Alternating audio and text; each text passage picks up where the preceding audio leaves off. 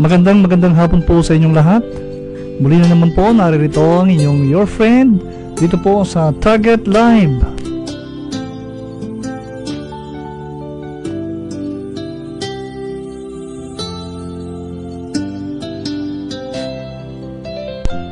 Marami po tayong pangunahing balita ngayong araw na ito at medyo tayo po ay magbabalik balita maya-mayang kaunti. Nais lamang po natin munang batiin ang ating mamamayang Pilipino, bansang Pilipinas, at nawa tanggapin natin ang karunungan mula sa ating Panginoong Hesus, ang tapat at patuloy na nag-iingat sa atin sa mga may taos-pusong kumikilala sa Kanya. Siya po ang ating your friend. Ngayon po ay alas 5 ng hapon hanggang alas 6 po tayo at tayo po ay live sa Target On Air.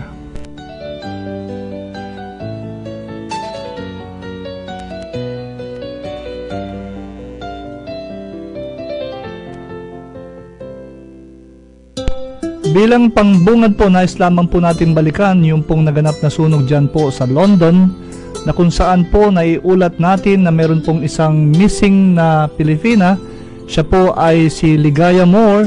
Siya po ay isang membro ng Jesus is Lord Fellowship at siya po ay missing nung araw na maganap ang sunog. Ito po ay hanggang sa kasalukuyan idiniklarahan po na presumed dead na po si Ligaya Moore. Kaya doon po sa mga kamag-anak niya, nais lamang po natin ipagbigay alam na si Ligaya Moore ay presumed dead sapagkat sa matagal-tagal na araw po ay hindi pa natutuklasan ang kanyang bangkay hanggang sa ngayon. Kaya't si Ligaya Moore, ito po ay nakatira sa 21st floor ng sabing gusali kung saan po ito ay nasunog. Kaya't yan po ang mga masaklap na balita na atin po ngayong binabalikan sapagkat sunod-sunod na naman po ang mga nagaganap ngayon ng mga terror attacks sa iba't ibang dako ng ating kapuluan. At nakakalungkot man po ay ngayong araw na ito, ang atin pong topic sa mga susunod na araw pa ay tungkol po sa battle. Ito po ay battle. Maaring ang salitang battle sa English ay kamag-anak po ng salitang digmaan sa Tagalog. Ngunit ang nais po nating ipakahulugan, ang battle po ay pakikipaglaban. Ito po ay pakikibaka, sagupaan o labanan. Ito po ang ating nararanasan ngayon sa iba't ibang panig ng ating bansa. Okay. So tayo po ay nagpapatuloy. Tayo po ay nandito sa Target Live, doon po sa ating mga sumusubaybay diyan po sa iba't ibang dako ng ating bansa, maging sa iba't ibang lugar, sa iba't ibang panig ng mundo. Nais po nating batiin ang ating mga masusugid na tagasunod, taga-subaybay, taga-panood, lalo na po dito sa Facebook, si June ng Taiwan, gayon din po si Ate Baby or Suwa, dyan din po sa Taiwan.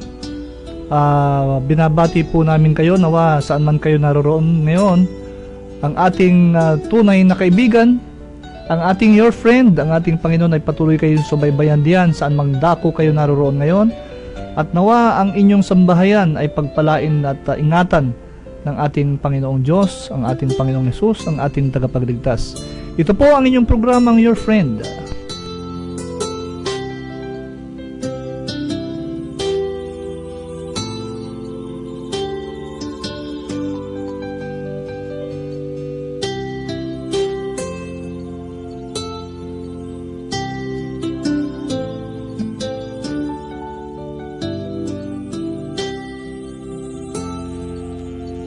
Patuloy po nating idinadalangin ang ating bayang Pilipinas at ang iba't ibang dako ng ating kapuluan kung saan po may mga lugar tayo na dumaranas ng mga hamon, mabibigat na hamon, lalo na po dyan sa gawing Lanao Sur, dyan po sa lungsod ng Marawi. Ang atin pong panalangin ay patuloy na pagalingin ang ating bayan. Yan po ang ating panalangin. Pagalingin, patuloy na linisin, patuloy na pagpalain ang ating bayang Pilipinas, sapagkat iisa lamang po ang ating bansa. Dalangin natin na nawa ay hindi na po tayo nagbabangayan, wala na pong political bickering, wala na pong naghihilahan. Bagkus ay sama-sama po tayo nagtutulungan kung paano na po natin paunlarin ang ating bansa.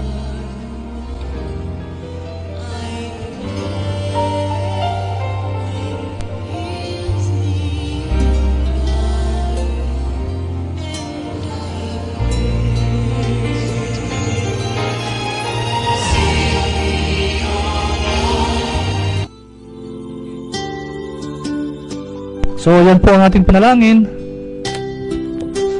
Heal and heal our land. Patuloy na pagalingin. Ang ating pong programa, ayan po ang ating pong gwapitong technical support. Ang ating pong IT, yan po si RD. So sa buong mundo, nakikita nyo po at yung pong patuloy na gusto mag-text para makilala nyo po si RD, no? Pwede po kayong comment lang po dyan at si RD po ay handang makipag-ugnayan sa inyo. Ang atin pong mga hotline o ang hotline po natin nariyan po sa ibaba ng ating monitor, 0905-311-0217. Ulitin po natin yan, 0905-311-0217. So patuloy po tayong umaasa na ito pong panahon na to ay mawawala unti-unti ang ating mga kinakaharap ng mga suliranin, bagamat sa iba't ibang panig ng mundo may mga balita na nagaganap. At ito naman po ang ating balita sa ibang panig ng ating mundo. At ito po ay naganap na naman dyan sa London, isa pong aksidente sa Finsbury Park. Diyan po sa may Seven Sisters Road. Habang papalabas po ang mga nag-worship sa isang mosque diyan sa lugar na yan, ay hindi matiyak na bilang ng mga casualties ang namatay at malubhang na sugatan ng banggain ng isang van ang di pa mabilang ng mga pedestrian sa lugar na yan. Diyan na naman po yan naganap sa London. Makikita nyo po sa ating mga monitor, yan po yung driver ng van na kung saan po ay sinagasaan niya ang hindi mabilang na mga pedestrians. Ang mga pedestrians na ito ay nanggaling po dyan sa isang mosque matapos sila po ay mag-worship sapagkat ito po ay araw ng Ramadan. Sinabi po ng isang saksi na ito ay isang terror attack dyan po sa North London, isa na namang pinakamalaking lungsod na may pinakamalaking populasyon ng mga Muslim sa labas ng Middle East. Kung mapapansin po natin mga your friend ay puro mga malalaking lungsod ang pinipili na kung saan po ay nagiging sentro ng mga terror attack. Ang dahilan po kung bakit sinabi ng testigong ito o nakasaksi na ito po ay isang terror attack sapagkat ang pinakahulugan ng terrorism ay ang pag-atake o pagpatay sa mga civilian, maging ito ay Muslim o Kristiyano. Ano man ang kinabibilangan nitong relihiyon.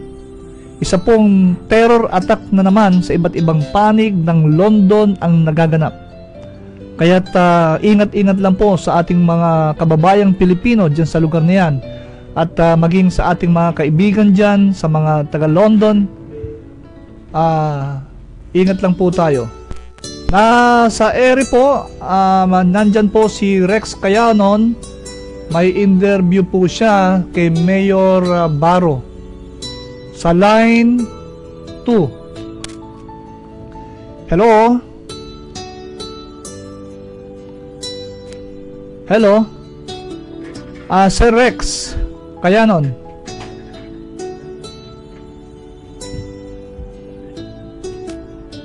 Hello? Kasamang Rex. Si Kasamang Rex po ay nasa Maguindanao at atin po siyang makakapanayam habang inaayos lang po natin ang linya. Muli po ito ang inyong Radio Your Friend dito po sa Target Live, alas 5 hanggang alas 6 ng hapon.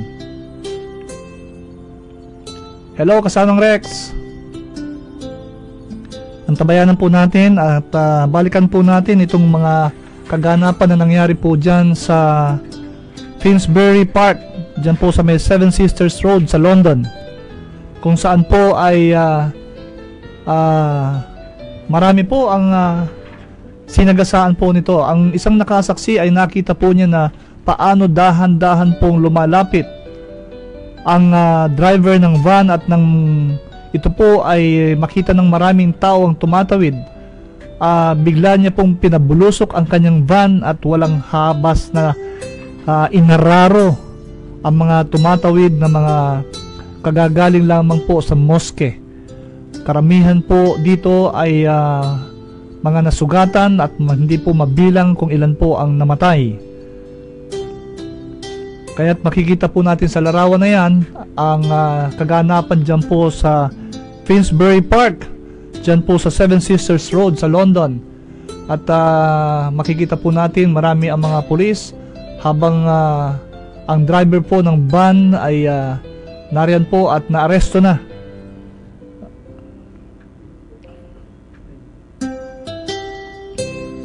Muli po kayo ay nasa Target Live. Ito po ang programang Your Friend Philippines. Alam nyo po, sa kaparehong balita, humigit ko lang 1 linggo ang nakalilipas ay meron din pong ganyang klase ng atake sa London.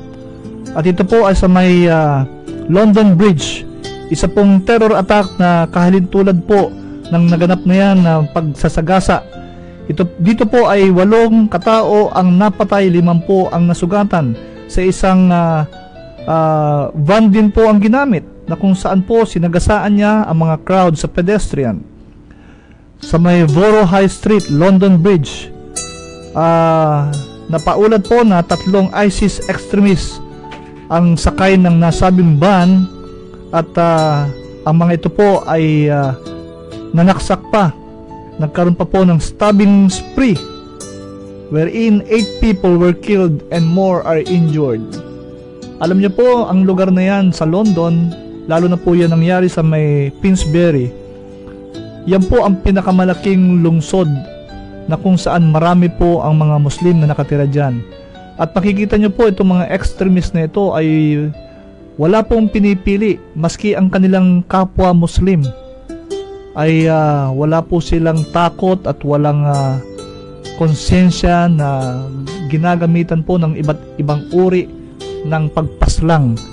At isa nga po ito sa ginamit nila ay ang pananagasa sa pamamagitan ng van. So ito po ay isa sa mga nagaganap ngayon na ating kinakaharap na mga battle o yung pakikipaglaban, pakikibaka, sagupaan, labanan between good and evil. So ang tanong po dito hindi lamang physical battle ang nararanasan ng bansa sa iba't ibang dako ng mundo. At mas may higit pa po rito na dapat maunawaan ng lahat ng ating taga-subaybay, ang ating mga kaibigan dyan, upang lubos nating maunawaan bakit nangyayari ang mga bagay na ito sa iba't ibang dako ng ating mundo. Ito nga ba ay hindi lamang physical battle, kundi ito ay tinatawag din nating spiritual battle. So ang ating pong programa ay patuloy pong dumudulog sa ating padalangin. Okay, sa line 1. Line 2, okay. Line 2, kasamang Rex. Yes, Pastor, magandang gabi sa tagunod ng programang Target Time. Sa Okay. programang Radio Your Friend. Magandang hapon. At dito sa bahay mismo, sa bahay mismo ni Mayor Engineer Maro Pampatuan ng bayan ng Sharipagwak. Meron tayo napapanood doon live sa Target Line sa programang Radio Your Friend. Kamusta ho ngayon, Mayor, ang bayan ho ng Sharipagwak?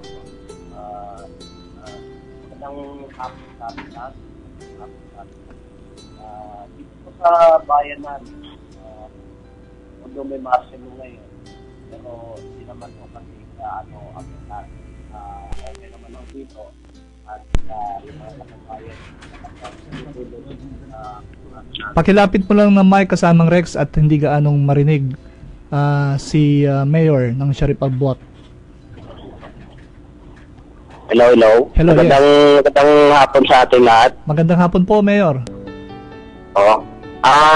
Dito sa bayan ho namin, dito sa Sharipagwak, Maguindanao, okay naman ho dito. Talagang ulo yung trabaho ng LGU ng Sharipagwak at lagi ho namin minomonitor yung mga kababayan ko dito upang sa ganon ay maiwasan ho natin yung gulo tulad ho nangyari sa Marawi City. Mayor, meron lang po akong tanong. Paano po yung paraan natin na nakatitiyak tayo sa ating pagmomonitor na wala pong nakakapasok dyan na grupo ng mga teroristang ISIS o Mauti Brothers, yung grupo po nila? Paano po ang ginagawa nating security measures para matiyak po natin ang walang pagpasok dyan po sa lugar ng Sharipagwak? Actually, nung hindi pa man ako alkalde noon, talagang may mga banta na ako dito na gulo. Kasi alam mo naman, dito sa lugar namin, medyo malapit sa mga grupo dito. So, ang ginagawa namin ngayon is itong mga barangay chairman ko at saka mga constituent ko, halos araw-araw kami nagmi-meeting para upang sa ganun ay mamonitor ho namin yung mga grupo na yan. So, kasama ho namin, of course, yung military at saka ating kapulisan. So, gumagawa ho yung mga ating kapulisan at ating kasundaluan sa paggabi. May military visibility sila, police visibility. Upang sa ganun ay secure ho yung mga ating kababayan dito. So tuloy-tuloy po, Mayor, ang checkpoint no, sa iba't ibang panig ng Sharipagwak, lalo na yung mga entry point at exit point. Opo, araw-araw kung mapansin mo dito ay may mga checkpoint ho kami dahil sa pinapatupad na martial no. So ginagawa ng ating kapulisan at kasundaluan naghahanap po sila ng ID.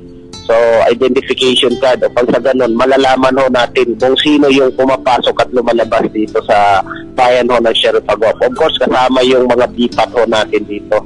At kasama rin yung aming drug surrenderies na tumutulong sila dito sa mga BPAT. Mayor, meron pa po ako isang katanungan. Alam niyo po, medyo napabalita alam niyo po yung nangyayari dito sa Supreme Court. Ang sabi po ng isang House of Representatives sa pamumuno ni Edsel Lagman ay hindi daw po dapat dideklara ang martial law. Sa inyo pong palagay, gaano po nagiging kapaki-pakinabang ang deklarasyon ng martial law maliban po sa Marawi, sa buong Mindanao, lalo na po dyan sa inyo sa Sharipagwak, Maguindanao? Actually, noon pa man, alam naman natin na noong 2009 pa martial law dito sa amin dahil sa katunayan, hindi pa naalis yung state of emergency dito sa probinsya namin, dito sa province of Maguindanao. So, isang napakalaking challenge sa amin dahil parang kumbaga tuloy-tuloy na yung pagmomonitor namin sa mga grupo dyan. Kaya hanggang ngayon talagang sinisikap namin na mapanatili yung peace and order dito, lalong-lalo na dito sa province of Maguindanao, hindi lang ako sa bayan ng Sharipagwak. Bilang panawagan, Mayor, ano po ba ang pwede niyong gawing panawagan dito po sa ating mga opposition na patuloy po, lalo na po sa Supreme Court na nagsasabi po na gusto nilang pigilan ang pagdedeklara ng martial law ng ating Pangulong Duterte? Ano po ang panawagan niyo dito sa ating mga opposition ngayon na nagnanais na pigilan ito? Actually, kasi alam naman natin yung Luzon, Visayas, hindi ho nila masyado nakikita kung gaano ka apekto yung nangyayari dito. Kaya hindi natin ma-blame yung mga ibang tao dyan, lalong-lalo na yung taga Luzon, na hindi kasi nila nakikita kung talagang anong nangyayari dito sa Mindanao. So ito sa akin para sa akin talagang suportado ko yung pagdeklara ng ating Pangulong Rodrigo Duterte sa martial law kasi upang sa ganon maiwasan natin lalong-lalo na yung sa droga. Then yung mga grupo na to, yung mga lalo-lalo na yung mga grupo ng Mauti at saka kung anong terrorist na meron dito, talagang dapat matanggal na yan at kung pwede lang maalis sila dito sa mundo para hindi na maulit yung nangyari sa Marawi City. Huwag na nating hayahan na mangyari at lalala yung nangyari sa Syria. Yun pong panawagan, Mayor, kaya sa mga opposition, lalo na po kaya sa mga nagsasabing dapat pong pigilan itong martial law. Ano po yung panawagan nyo sa kanila, Mayor Marop Ampatuan? Yun na lang, suportahan na lang nila yung pagdeklara ng martial law, yung ating Pangulo Duterte. Suportahan lang nila dahil alam ko naman na ating Pangulo ay hindi ito gagawa ng iba o hindi siya gagawa ng hakbang na hindi nakakabuti. So itong deklara niya ng martial law, talagang nakikita niya na ito yung paraan para mabalik yung kapayapaan lalong-lalo na dito sa Sharipagwak, lalong-lalo na dito sa Mindanao. Ay, opo. Si Karex, kasamang Rex, kaya baka may iba pang katanungan sa inyo, Mayor. Hello, Karex. Yes, Pastor, magandang gabi. Opo, magandang gabi po. Yan ang tinig ni Mayor Engineer Marop Ampatuan sa bayan ng Sharipagwak sa probinsya ng Maguindanao. Kahapon galing kami dyan sa Pato City, tinikot natin itong buong Maguindanao talaga sa pagdeklara ng martial law, batas militar at zero crime incident, Pastor. At kung ikaw mismo mapupunta dito, nasasabi mo na safe at tahimik na ang ating kababayan. Kasi sa programa ko nga sa Target On Air, madalas ko pinag-uusapan yung sinasabing attention ng mga local and foreign tourists na pag sinabing Maguindanao, ilan na andun yung pangamba nila. Pero yan ay kabaligtaran. Ako mismo nag-ikot dito ang news team ng Target On Air. Balik ko na sa inyo, Pastor, dyan sa Target Light. Okay. Maraming salamat, kasamang Rex. Maraming salamat po kay Mayor Marop Ampatuan dyan po sa lugar ng Sharipagwak sa Maguindanao. Narinig po ninyo, ito po ay live na interview. At sinabi po ng ating kasamang Rex kaya nun na tahimik at wala pong bakas ng anumang kaguluhan dyan po sa Sharipagwak na kung saan po dati-rati yan po ay kinatatakutan lugar. Tama po yung ating nakapanayam na isang taga London na doon po sa kanilang lugar kung ano-ano pong mga masasamang balita ang nakakarating sa ating bansa. Kaya marami pong mga foreigner, maski mga Pilipino ang nagsasabi na nakakatakot daw dito sa ating bansa. Ngayon po, doon sa ating mga followers, doon po sa Facebook, doon sa ating pong mga nakikinig, kayo po mismo ang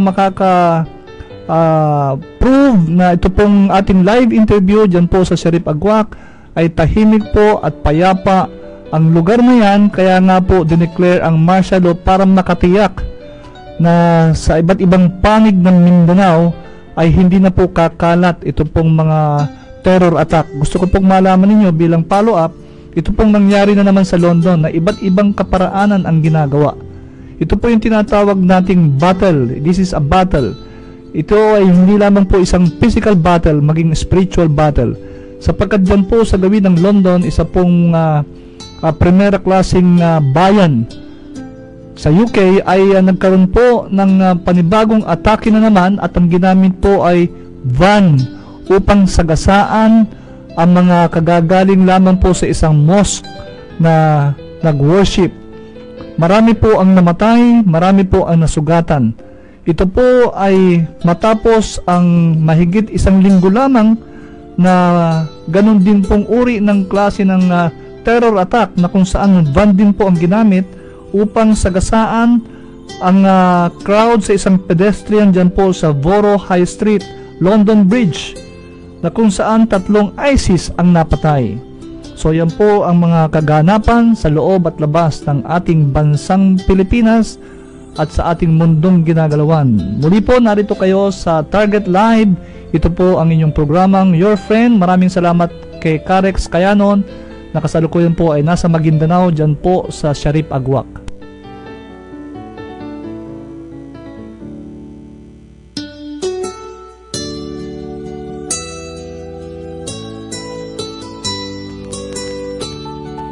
Ulitin ko po muli ang ating panalangin sa ating bayang Pilipinas. Nawa ay paggalingin na po ang sigalot, ang political bickering, ang hilahan, ang hindi pagkakasunduan, pagbabangayan at pagsisiraan.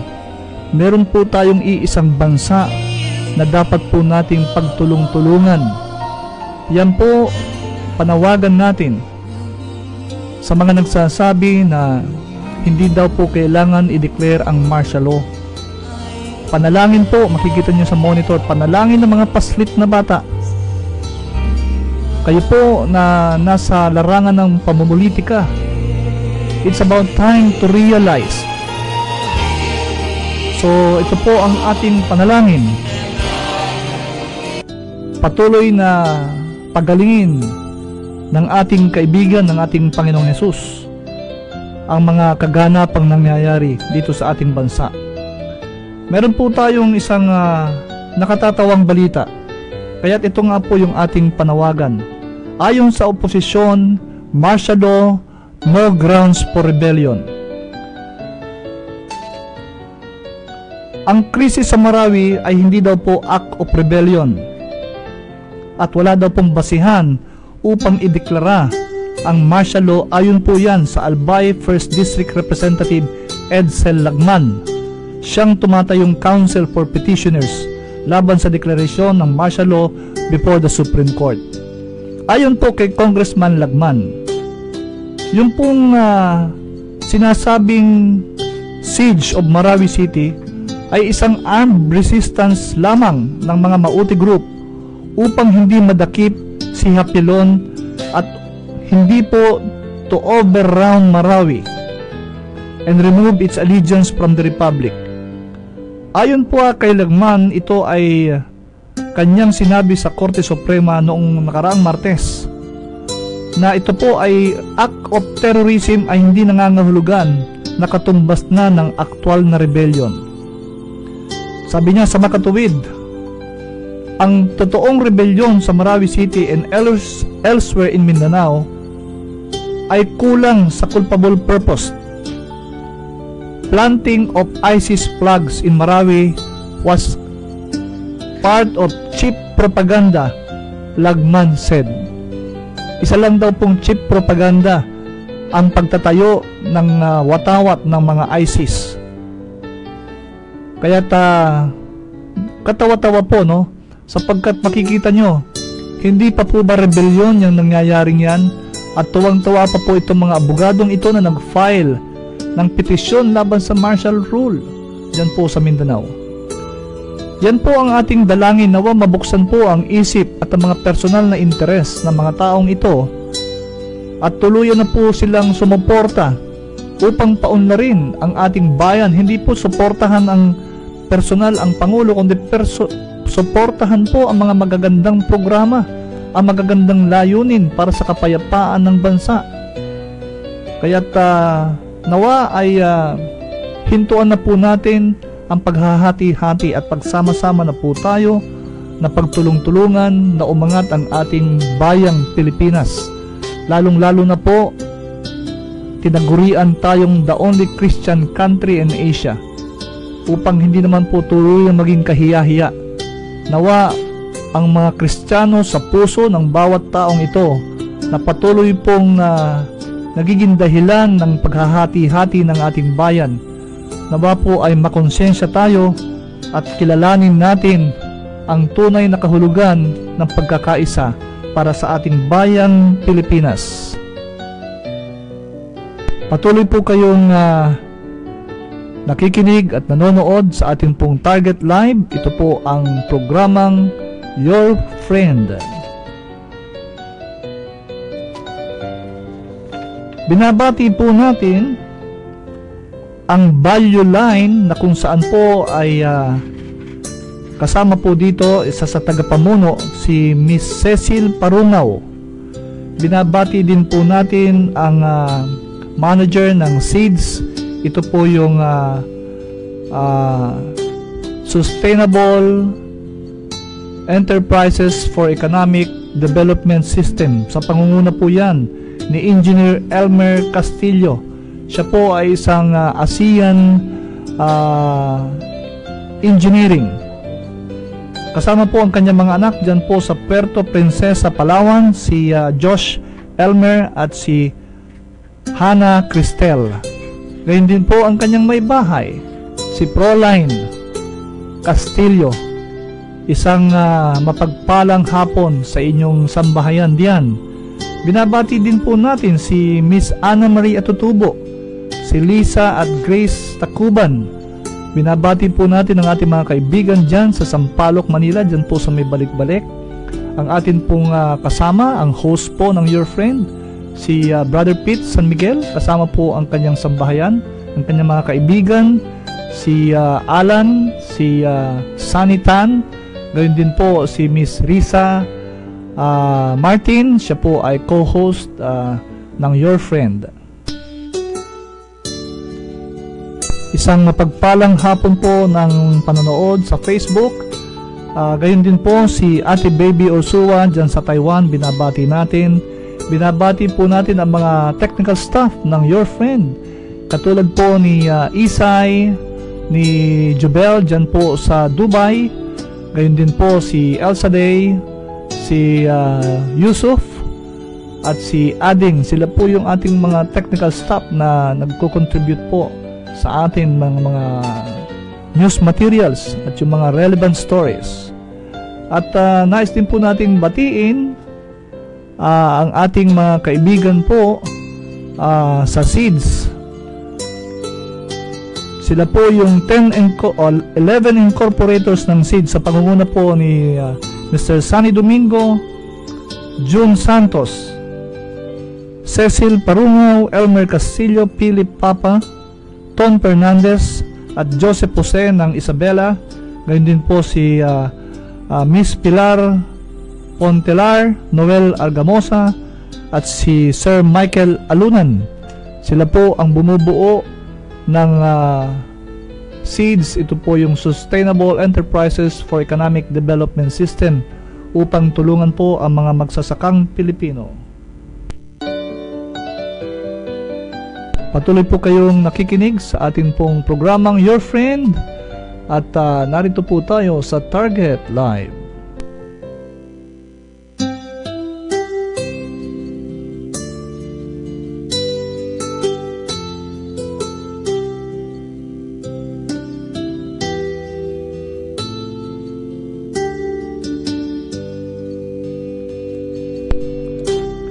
Katulad po ng ating nabanggit kanina, tayo po ngayon ay kumakaharap sa isang battle. Ito po yung pakikipaglaban, pakikibaka, sagupaan at labanan. Ito po ay isang uri din ng struggle na kung saan tayo po ay nagsusumikap na mapagtagumpayan. Isa po itong pakikibaka, pakikipagtunggali sa isang laban sa isang violente na kalaban. Katulad nga po ng nagaganap sa iba't ibang panig ng bansa, ito po mga terorista na ang layunin po ay pumatay ng mga sibilyan, pumatay ng mga walang malay, maging ito ay bata, matanda, paslit o kung ano pa mang kalagayan, babae o lalaki. Ito nga po ay isang dapat nating mapunyagi, to make great efforts or attempts, to strive, to labor, to make one's way with difficulty, na atin po mapagtagumpayan. Hindi lamang physical battle ang nararanasan ng bansa dito sa Pilipinas at maging sa iba't ibang panig ng mundo. Sabi po ng aklat ng Biblia sa unang Pedro chapter 5 verse 8. Be sober-minded, be watchful. Your adversary, the devil, prowls around like a roaring lion, seeking someone to devour. Ito po yung nangyayari, ito po yung nagaganap ngayon, na kung saan po kayo ay dapat maging mapagpigil, maging mapagpuyat, mapagbantay, maging mapagbantay, sapagkat ang kalaban o ang dyablo gaya ng isang leong umuungol, gumagala, humahanap ng masisila. Ito po ay pisikal na naganap at nagaganap. Katulad po yung nangyari dyan kamakailan lang, ito lang pong linggo ng madaling araw dyan sa London, na kung saan katulad po ng isang leon, roaring lion, nag-intay po ang driver ng van at habang tumatawid na ang mga sibilyan, ang mga walang malay, bata, matanda, babae, tumatawid po sila sa isang pedestrian. Sila po ay pinharurutan, sinagasaan ng walang konsensyang roaring lion upang sila ay physically saktan at patayin. Kaya't ang sabi po ng first chapter ng Peter chapter 5 verse 8, tayo nga ay maging mapagpigil, mapagbantay, maging maingat, sapagkat ang kalaban, ang dyablo, ay gaya ng leong umuungol, gumagala, humahanap ng masisila. Mga kaibigan, ito po ang ating payo, maging mapagbantay saan man tayo naroon, maging maingat. Sabi po sa verse 9, siya'y labanan ninyong matatag sa inyong pananampalataya. Ito po yung spiritual battle. Labanan natin ng matatag sa pamamagitan ng ating pananampalataya. Yaman lamang na atin ang nalalaman na ang gayong hirap ay nagaganap sa ating mga kapatid na nag-asa sa sanlibutan. Sa verse 10, ang Diyos ng buong biyaya na sa inyo'y tumawag sa kanyang walang hanggang kaluwalhatian kay Kristo, pagkatapos na kayo ay makapagbatang sandaling panahon, ay siya rin ang magpapasakdal, magpapatibay at magpapalakas sa ating lahat. Umasa po tayo, manatili lamang po tayong tapat, naniniwala, nananampalataya, at siya po ang magpapatuloy sa atin sa ating pagiging sakdal, magpapatibay at magpapalakas. Alam niyo po, ang atin pong kaaway, the devil, refers to Satan. Siya po ay isang totoo, real. Siya po ay hindi lamang gawa-gawa, a mythical creature or invention. Siya po ang tinaguriang the tempter. Sa Tagalog po, siya yung taga-sumbong, taga-sulsol. Sabi po sa 1 Thessalonians chapter 3 verse 5, dahil dito, hindi ko na matiis pa, ako'y nagsugo upang matalastas ko ang inyong pananampalataya. Baka sa anumang kaparaanan kayo mga tukso ng manunukso, the tempter who is Satan, at aming pagpapagal ay mawalan ng kabuluhan, the wicked one. Sa Matthew chapter 13 verse 19, kung ang sino man ay nakikinig ng salita ng kaharian at ito'y hindi niya napag-unawa, ay pinaroonan ng masama at inagaw ang nahasik sa kanyang puso. Ito'y iyong nahasik sa tabi ng daan, at ang bukid ay ang sanglibutan, at ang mabuting binhi, ito ang mga anak ng kaharian, at ang mga pangsirang damo ay ang mga anak ng masama. Huwag daw po nating hayaan na basta mabaliwala na lamang ang inihasik sa atin, ang itinanim na sa atin na mabuting aral ng ating kaibigan, ang ating Panginoong Yesus.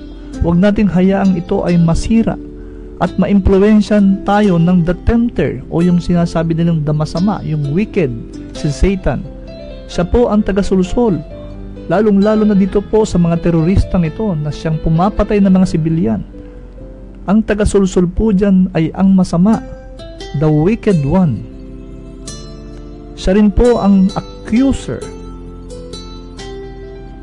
Kaya nga po ang sinabi po ng mabuting aral, ng mabuting balita, ito po ang hatid sa inyo ng your friend, the good news of salvation, ang mabuting balita na sino man ang kumilala, tumanggap at ariing lubos na si Jesus ay maging tagapagligtas mo, maging Panginoon ng buhay mo, anuman ang nangyayaring kaguluhan sa ating kapaligiran, saan ka man naroon, ikaw ay may katiyakan ng kaligtasan.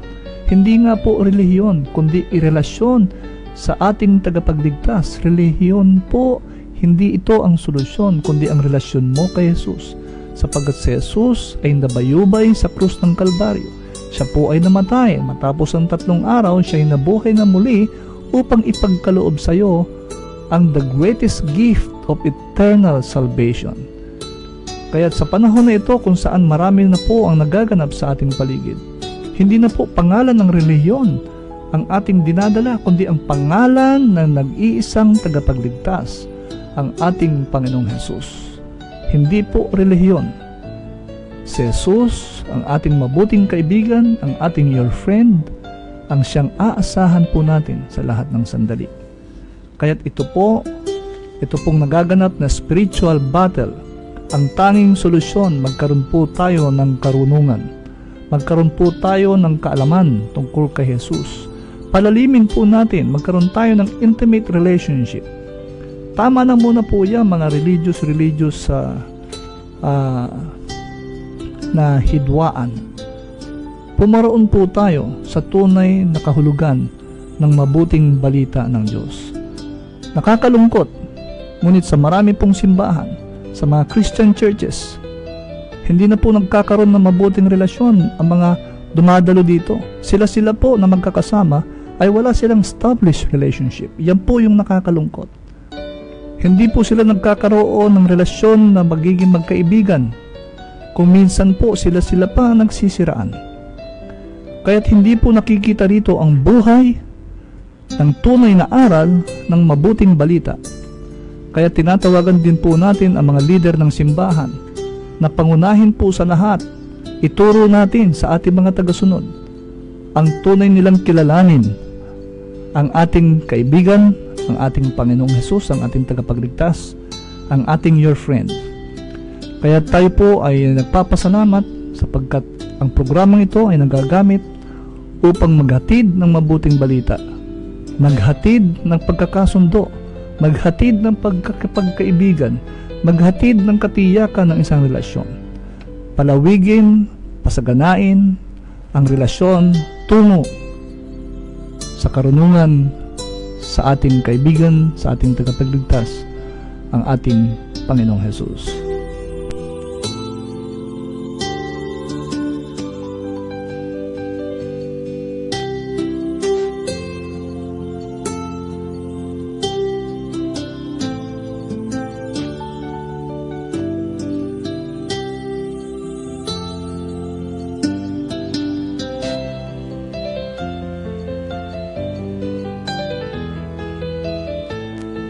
Muli po kayo ay nasa Target Live.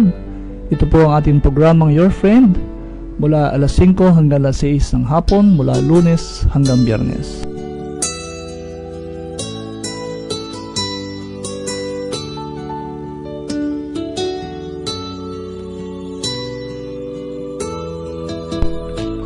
Sa lahat po ng ating taga-subaybay, ang ating pong request ay sama-sama po nating ipanalangin hindi lamang po ang ating bayang Pilipinas, maging ibang dako sa ating pong iba't ibang bansa sa ating mundo, lalo-lalo na po dyan sa London na kung saan madalas po ang mga nangyayaring terror attack. Dyan din po sa Syria, sa iba't ibang dako ng ating mundo na kung saan po meron mga attempt ng terror attack. At ito po ay isang battle. Ito po ay isang pakikidigma. Ito ay isang pakikibaka sa gawa ng masasama na kung saan po ay wala pong kaluluwa, walang konsyensya kung paano po nila pinapatay ang mga sibilyan, yung mga walang malay, yung ordinaryong tao. Kaya nga po ang tagubilin sa atin ay maging mapagbantay. Be watchful. Your adversary the devil prowls around like a roaring lion, seeking someone to be devoured. Naghihintay lamang po ng lalapain. Kaya kailangan maging mapagbantay po tayo. Finally, mga minamahal nating kaibigan, be strong in the Lord and in His mighty power. Put on all the armor of God so that you will be able to stand against the strategies of the devil. We don't struggle against flesh and blood. We struggle against the foremost heavyweights amongst cosmos powers of darkness. We struggle against spiritual forces of evil in the celestial realms. Ang sabi po, ang payo sa atin, be strong in the Lord. Sa katapos-tapusay, magpakalakas kayo sa Panginoon at sa kapangyarihan ng kanyang kalakasan.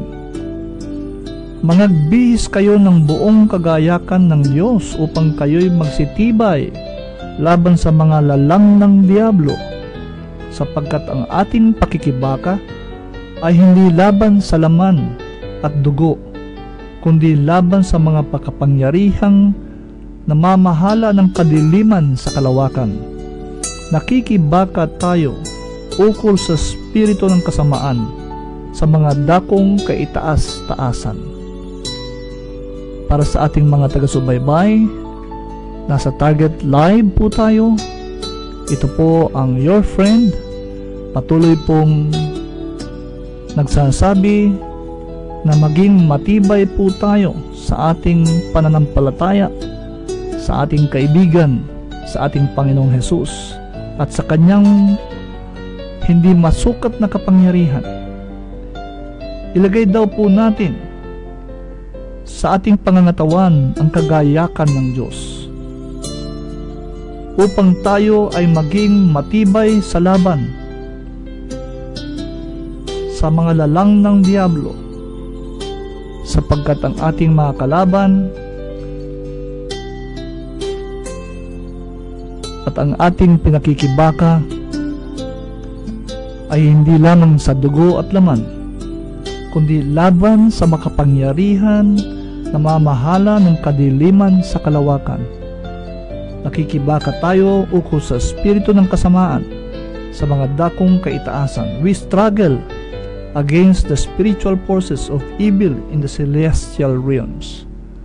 Ito po ang payo ng ating programang Your Friend dito po sa Target Live.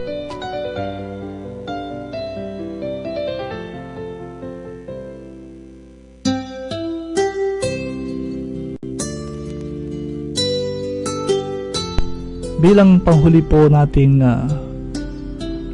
payo sa ating mga nakikinig doon po sa nasa dakong malayong lugar, mga Pilipino, maging maingat po tayo riyan, maging mapagbantay po tayo. Remember, our battle is not just against flesh and blood. Ito po ay isang spiritual battle. Hindi po natin ito maililihim sapagkat hindi po karaniwan ng ating kalaban, hindi ordinaryong tao, sapagkat ang tao ay meron pa pong konsyensya, meron pa pong budhi. Kaya't ang kalaban po natin ay walang budhi, walang konsyensya. Ang sabi po ng Biblia, it's like a roaring lion, isang nanggigigil na leon na nag-iintay sumakmal at pumatay. Kaya't lubos po ang ating payo sa lahat na mga sumusubaybay sa ating Target Live, sa Your Friend, na maging maingat tayo. Huwag po tayong maging kampante. Maging sa pag-uwi natin sa ating mga tahanan, pagpasok po natin sa ating kabahayan, tandaan po natin na hindi lamang po tayo nakatalikod sa labas, kundi nakaharap na upang makita po natin kung may sumusunod sa atin. Pagpasok natin, sabay na rin po ang paglalak ng ating mga pintuan. Tiyakin natin nakasara ang mga pasukan ng ating kabahayan at walang ibang estranghero ang nakakasunod-sunod sa atin. Sa ating paglalakad, maging maingat po tayo. Yan po ang ating tagubilin sapagkat sabi ko nga, sabi po ng salita ng Diyos, sabi ng ating kaibigan, ng ating Your Friend, ang ating pong kaaway ay hindi lamang po flesh and blood. This is not just a physical battle. This is a spiritual battle. So now, before we end this program, we want to pray.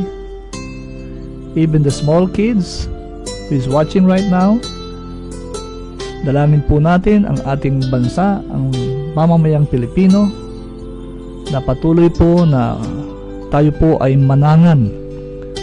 Lubusan po tayong magbigay ng panahon to seek God.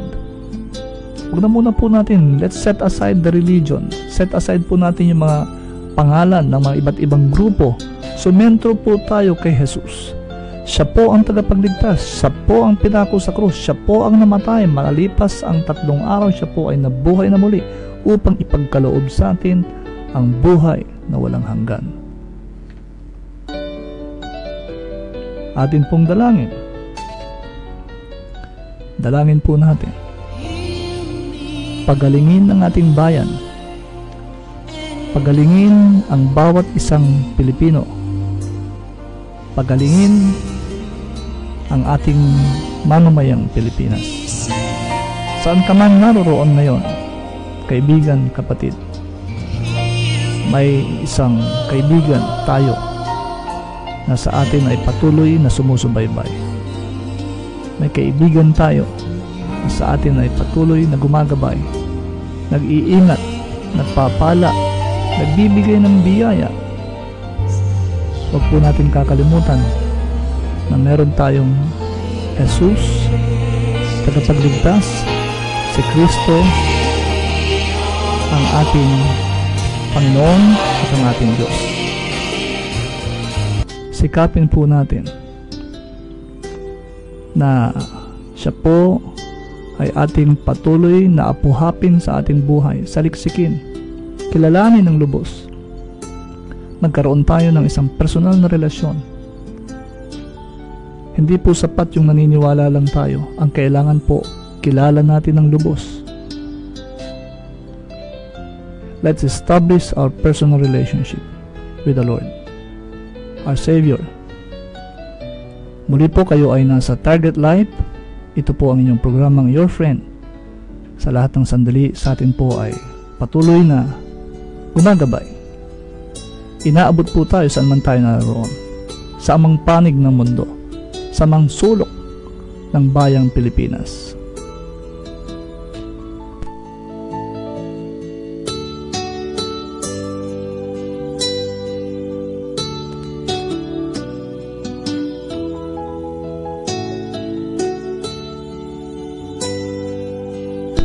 Lagi po nating tatandaan, when God forgives, He removes the sin and restore the soul.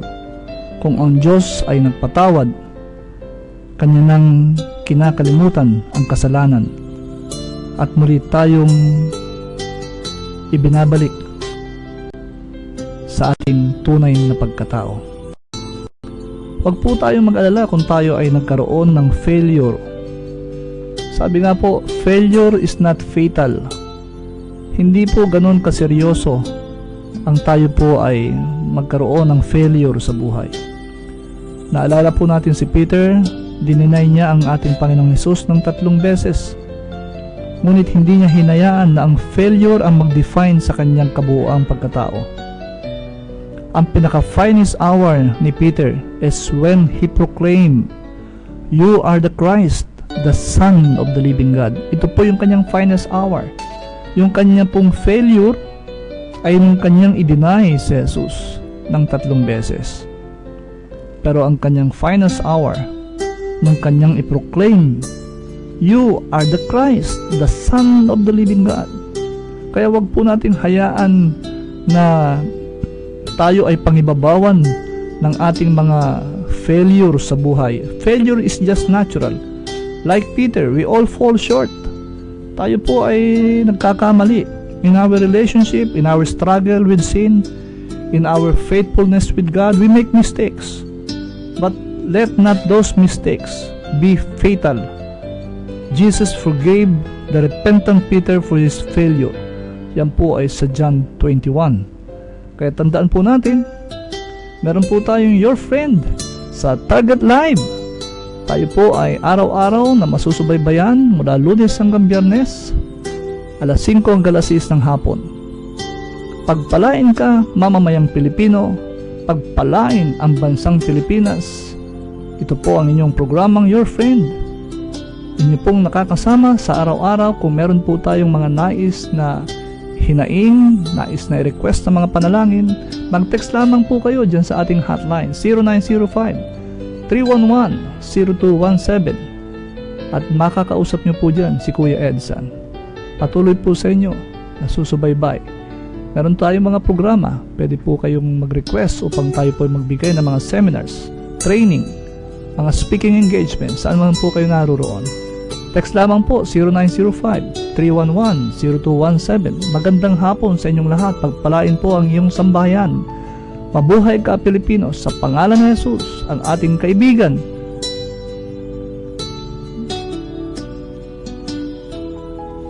Dito po yan sa Target Live. Magandang hapon sa inyong lahat.